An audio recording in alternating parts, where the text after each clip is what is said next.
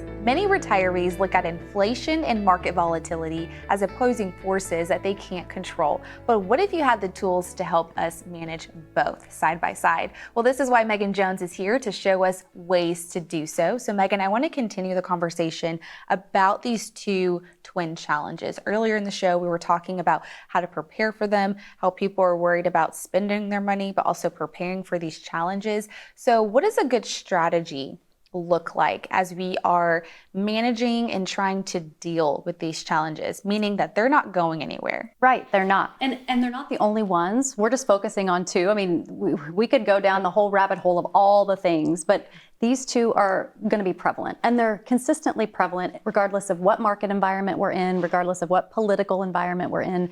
We always have to make sure that we're mindful about things like inflation and market volatility. And I think the best way to approach it is to have a strategy that combines preservation and growth opportunities. And that's flexible enough to account for whatever is changing.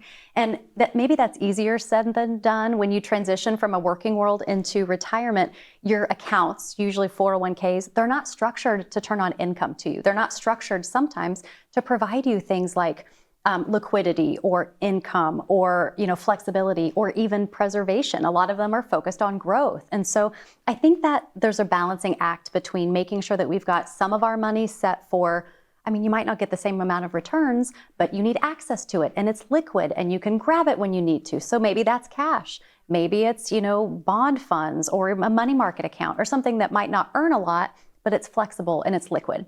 Then we know that we might need some of our money set up for growth for later on. So that might be more aggressive investments. It's stocks, it's mutual funds, it's variable annuities, whatever that might look like, knowing that it's not my now money, but it's my later money. And then I think there's sometimes money that's in between.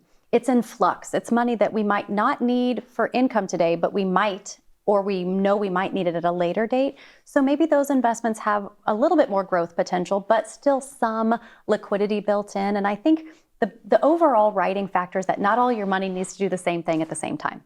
Most people are coming from the world of growth because that's where they started with. Their accounts were in their retirement accounts, like 401ks. It was made to grow. That was what it was meant to do. But now we need something different. Now we need income. We need flexibility. We need liquidity.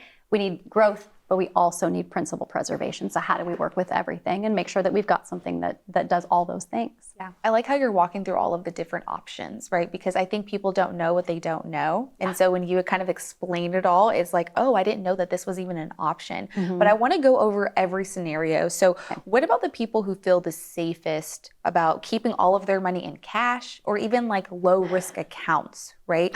There's some people that's like, I don't even want to switch up anything. I want to keep this habit this certain way.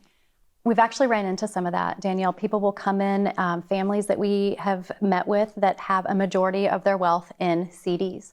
And that's been fine for them. It's worked for them. They've given up growth potential for the safety of knowing that their money is there and they know it's protected. And as long as the bank is still there, then they can get access to their money. And it's not that it's wrong, but there might be some opportunities to still have some of that principal preservation, but get some better rates of return. I think the other option is that there are more account options out there than that there ever have been before. There's more investment choices, there's more flexibility, and there doesn't have to be one investment to do everything with your money. So if we want to have some money that's in cash, I think that's important, but we have to be careful because that thing inflation's going to take over, and we don't want to be losing money safely to inflation. We want to make sure that it's at least growing, at least at the pace of inflation, if not more, so that we're at least making some headway. And so some families, they could be too conservative with their money, just like some families can be too aggressive. Yeah, and you talked about diversification earlier in the show. Just a moment ago, you talked about how this can help with these type of twin challenges. And so one of the things I think retirees also need assistance with is staying proactive during the time of, it looks like things are just failing, right? Things are going the opposite direction that we don't want them to go. So what is your encouragement around staying proactive, just in case the worst happens, right? Planning for the worst really is kind of the case, is what we need to know. I think the biggest thing is having a plan, having a team in place that can step in and assist and help you. Understanding that it's not a destination, it's a process.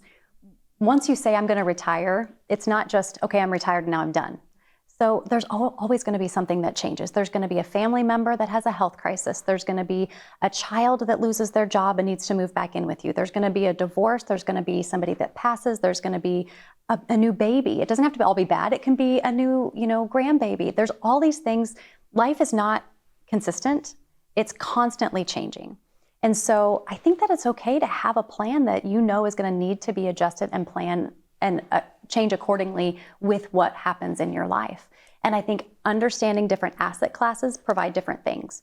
I mean, when we're looking at our families, Danielle, we want to focus on 5 things. Growth, because we need to do that. Some sort of principal preservation, so when the worst happens, we still have money in our accounts. Liquidity, so just access to my money. I need income to pay my bills, and I want to be tax efficient.